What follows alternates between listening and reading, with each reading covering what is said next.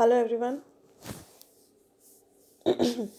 इस लेक्चर में हम पढ़ेंगे कि क्लस्टर क्या होता है और क्लस्टर फ्रीक्वेंसी रियूज़ क्या होता है।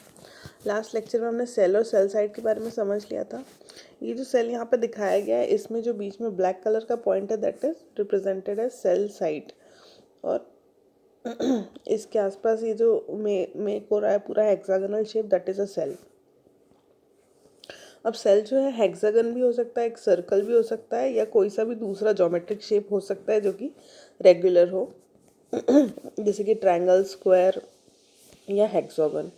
तो सर्कल हम इसलिए चूज़ नहीं करते क्योंकि सर्कल में ओवरलैपिंग होती है और अगर इनको दूर कर देंगे तो गैप्स आ जाएंगे। तो वैसे तो वेग होता है नेचर में, जो भी सेल होता है आपका वो एग्जैक्ट ज्योमेट्रिक शेप का नहीं होता है, पर क्योंकि हमको स्टडीज़ करनी है, परफॉर्मेंस स्टडीज़ करनी है और कुछ कैलकुलेशन करना है, तो उसके लिए हमको एक परफेक्ट शेप चाहिए, एक अजम्पशन के लिए हमको एक शेप चाहिए। ट्रायंगल, स्क्वायर और हेक्सागन में अगर हम देखें तो जो सर्कल के क्लोजेस्ट जो शेप है वो है हेक्सागन सर्कल। तो इसके लिए जो रेगुलर हेक्सागन की जब हम टोपोलॉजी करते हैं तो वो हमको बाकी सेल से offers best possible non overlapped cell radio coverage. ये non overlapped cell radio coverage हमको प्रोवाइड करता है और ये सर्कल से सबसे ज़्यादा करीब है, इसीलिए हम इसको चूज़ करते हैं। तो अब हम समझ लेते हैं कि what is a cluster when you have chosen that a cell is the shape of hexagon. तो हम आगे बढ़ सकते हैं। Now let's talk about what is a cluster. A group of cells that use a different set of frequencies in each cell is called a cellular cluster. आपके पास पहले एक ही cell था, अब आपके पास क्या है, ग्रुप ऑफ सेल्स है, और ये हर ग्रुप ऑफ सेल में जितने भी सेल, जैसे 1 cell, 3 cell, 4 cells, 7 cells, 9 cells, 12 cells और 13 सेल्स, इस तरीके के क्लस्टर बनते हैं। हर नंबर के क्लस्टर बनना पॉसिबल नहीं है, मैं बताती हूँ आपको कैसे। तो जब ये आप सेट ऑफ सेल्स लेते हैं, इसमें होना चाहिए कि हर सेल के पास एक डिफरेंट फ्रीक्वेंसी होना चाहिए, तभी उसको एक क्लस्टर कहा जाएगा। इसमें फ्रीक्वेंसी रिपीट नहीं होती। जैसे तीन का, अगर आप 3 सेल का क्लस्टर ले रहे हैं तो इन तीनों में अलग अलग फ्रीक्वेंसी रेंज होगी, अलग अलग रेडियो फ्रीक्वेंसी होगी। और जब आप इसके साथ आसपास कहीं भी इसको ऐसा का ऐसा एक और क्लस्टर रखते हो तो वापस से एडजेसेंट जो होते हैं, वापस से जो भी इसके एडजेसेंट आ जाएगा उसमें भी फ्रीक्वेंसी मैच नहीं होनी चाहिए। इसीलिए हमेशा क्लस्टर क्या होते हैं, कुछ ही नंबर्स के क्लस्टर होते हैं, जैसे कि 1, 3, 4, 7, 9, 12, 13, so on and so fourth. इस तरीके से इसका एक फॉर्मूला होता है निकालने का कि किस तरीके से हम क्लस्टर साइज निकाल सकते हैं। It is worth mentioning here that only a selected number of cells can form a cluster, जो कि मैंने आपको भी बोला।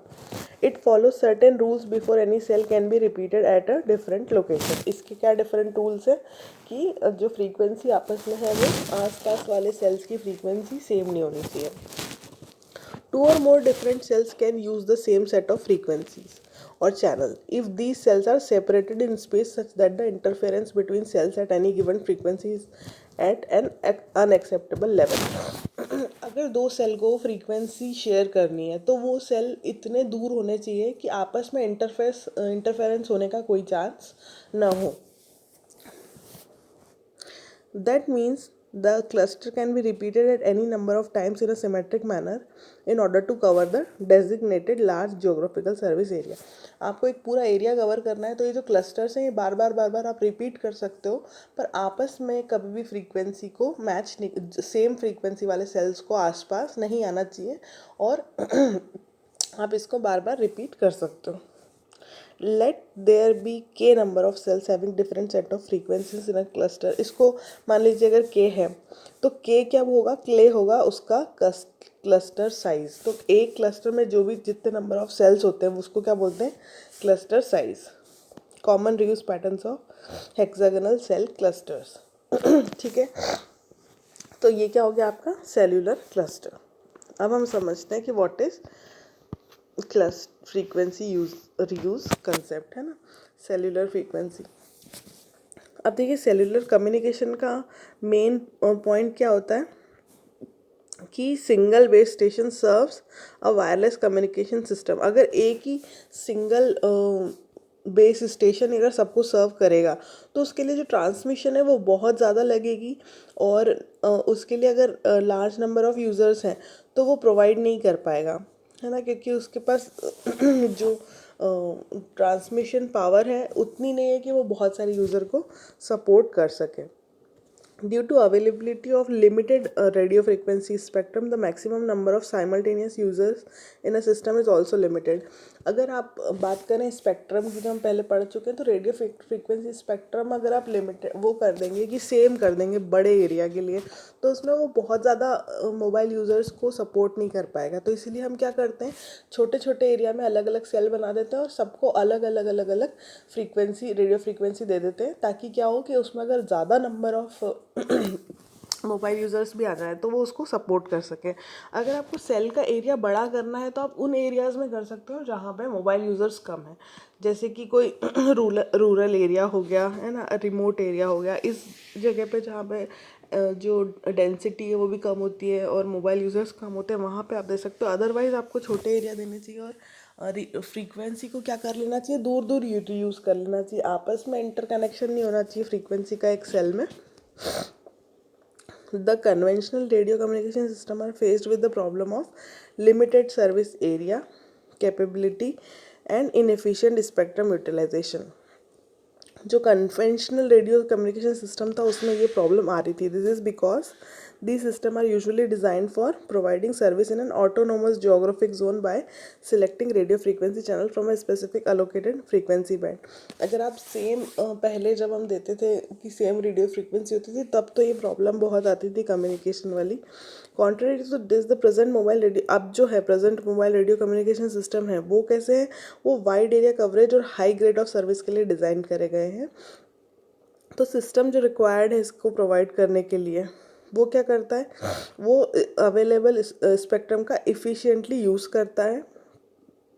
This dictates that the mobile radio network design must satisfy the objective of providing continuous and wide service area coverage while optimally using the radio frequency spectrum. तो radio frequency spectrum को आपको इस तरीके से यूज़ करना है कि आप उसको वाइड एरिया के लिए प्रोवाइड कर सकें. The increase of system capacity is achieved with the use of smaller cells, reuse of frequency. जैसा कि मैंने आपको बोला, आप सेल का साइज़ क्या कर दीजिए, अगर डेंसिटी ज़्यादा है तो सेल का साइज़ कम कर दीजिए. और एक क्लस्टर के बाद क्या होगा कि उसमें अलग अलग फ्रीक्वेंसी जब आप यूज़ करेंगे तो फ्रीक्वेंसी रीयूज़ भी हो जाएगी, आसपास कोई इंटरफेरेंस भी नहीं रहेगा, और ज़्यादा मोबाइल यूज़र्स को भी सर्विस अच्छे से प्रोवाइड होगी. And cell sectoring, frequency reuse is a core concept of cellular communication. Cellular communication का एक बहुत ही इंपॉर्टेंट फीचर यही है कि वो फ्रीक्वेंसी को रीयूज़ करता है.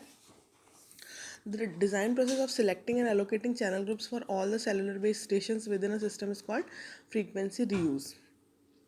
जब आप क्या करते हैं, सिलेक्ट करते हैं और अलोकेट करते हैं चैनल ग्रुप्स को, और for all the cellular based stations, एक सिस्टम के अंदर आप सेलुलर बेस्ड स्टेशन में जब आप अलग अलग चैनल ग्रुप्स सिलेक्ट करते हो और उनको अलोकेट करते हो, उसी को बोलते हैं फ्रीक्वेंसी रीयूज़.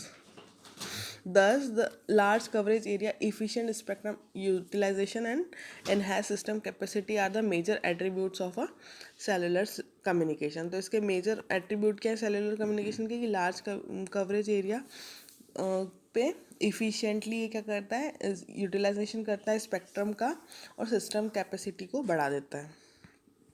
अब हमने एक फिगर जो लिया है वो हेक्सागन है, तो एक regular geometric hexagon pattern results in obtaining optimum area coverage and efficient spectrum utilisation. हालांकि ये वेग होता है, और जो रियल लाइफ में हमारे पास कुछ फिगर्स आए हैं मैप के, तो उसमें हम देखते हैं कि वो ओरिजिनली हेक्सागन नहीं रहता, वो एक वेग सा फिगर रहता है. पर जो रेगुलर ज्योमेट्रिक हेक्सागन है वो उससे हम इफ़िशिएंटली कवरेज और स्पेक्ट्रम निकाल सकते हैं. The minimum value of cluster size provides optimum spectrum occupancy. जो भी साइज़ है क्लस्टर की वो बताती है हमको कि स्पेक्ट्रम की ऑक्यूपेंसी कितनी है, कितनी रेडियो फ्रीक्वेंसी यूज़ हो रही है। क्योंकि बाकी जो होंगी बाकी तो सब रिपीट ही होंगी, तो जो भी नंबर ऑफ जैसे के जो भी आपका है क्लस्टर साइज जो भी है के, तो उतनी ही आप फ्रीक्वेंसी यूज़ करेंगे। बाकी अगर आप उसको बार बार ट्रेस करेंगे तो बार बार वो रीयूज़ हो जाएगी, उसी को हम बार बार कॉपी करेंगे। However, in actual design, due to physical limitation, the location of base station cannot follow the regular। जैसा कि मैंने आपको बोला कि हेक्सागोनल पैटर्न हो ज़रूरी नहीं है, पर हम उसी को यूज़ कर रहे हैं यहाँ पे समझने के लिए। ओके अब हम यहाँ पे देख लेते हैं कि इन्होंने कौन इस फ्रीक्वेंसी रीयूज़ में इन्होंने जो क्लस्टर लिया है इन्होंने क्लस्टर लिया 7 का, 1 2 3 4 5 6 7। ठीक है, तो इन्होंने इतना आपको ट्रेस करके इसलिए बताया ताकि हम ये समझ लें कि कोई सा भी नंबर जो है राइट, तो वो कोई सा भी नंबर एक दूसरे के पास रिपीट नहीं हो रहा है। ऐसा कोई सा भी नंबर है जो नहीं है जो आसपास, जैसे 1 के पास 1 कभी नहीं आएगा, 2 के पास 2 कभी नहीं आएगा किसी भी तरीके से, राइट। जैसे ये 2 है तो 2 के साथ साथ क्या जुड़ा हुआ है, 5 4 6। ठीक है, इससे 5 4 6 और इसके खुद के क्लस्टर में 7 और 3, खुद में तो ये रिपीट नहीं होगा पर आसपास से भी जो जुड़ेंगे उनमें भी वो रिपीट नहीं होगा। जिससे यहाँ पे हमारे पास 5 है ना, तो 5 के आसपास कौन कौन है, 5 के आसपास है हमारे 3 7 2, राइट। और उसके अंदर 6 एंड 4 तो उसी के अंदर है, सेम क्लस्टर में ही है। पर जब हम रीयूज़ कर रहे हैं तब भी इन नंबर्स के आसपास कोई भी आपस में इंटरफेरेंस नहीं हो रहा है। The plan of dividing the large geographic surface area into many smaller contiguous cells and using a low power transmitted with low antenna as base station in each cell is referred to as a cellular communication। cellular communication का मतलब ही यही होता है कि छोटे छोटे part में उसको डिवाइड करना और उसको रीयूज़ करना। Mobile users communicate only via the base station. Mobile users base station के थ्रू ही कम्युनिकेट करते हैं। Each cell is allocated at a finite number of radio frequency channels depending upon the number of simultaneous users required to be serve. हर सेल के पास एक अलग अलग रेडियो फ्रीक्वेंसी होती है। इससे क्या होता है कि जो लोग sufficiently physically apart to reuse और हर सेल एक दूसरे से जो सेम फ्रीक्वेंसी है वो इतनी दूर होती है कि उसको आराम से रीयूज़ किया जा सके। उसमें कुछ भी को चैनल इंटरफेरेंस नाम की चीज़ नहीं होती, यानी कि सेम फ्रीक्वेंसी आसपास नहीं होने के कारण इंटरफेरेंस नहीं होता और इसको बोलते हैं को चैनल इंटरफेरेंस। अगर कोई which cells which use the same set of frequencies are referred to as co channel cells. अगर कोई दो सेल्स हैं जो सेम फ्रीक्वेंसी यूज़ कर रहे हैं तो उनको क्या बोलते हैं, को चैनल सेल्स बोलते हैं। पर इनको इतना दूर होना चाहिए कि को चैनल इंटरफेरेंस बिल्कुल भी ना हो, राइट। जैसे कि यहाँ पे 2 है तो 2 इज़ अपार्ट फ्रॉम 2, राइट। ये दो 2s हैं तो these 2 are co channel cells but these are very apart from each other. So this is all about cluster frequency reuse. I hope you've understood so far. अगर आपको कोई भी doubt है तो tell me please, comment box में भी आप लिख सकते हैं, and I'll discuss further in next lectures. Thank you so much.